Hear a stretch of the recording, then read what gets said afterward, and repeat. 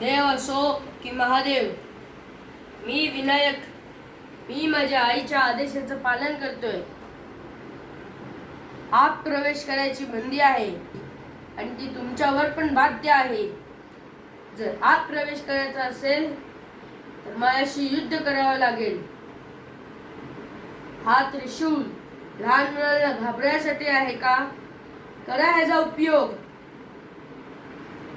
सत्य सांगायचं तर तुम्ही महादेव नाही, तोत्या आहात. त्यांचा ढोंग घेऊन कोणी भैरूपी आलात. तर खरंच महादेव असेल तर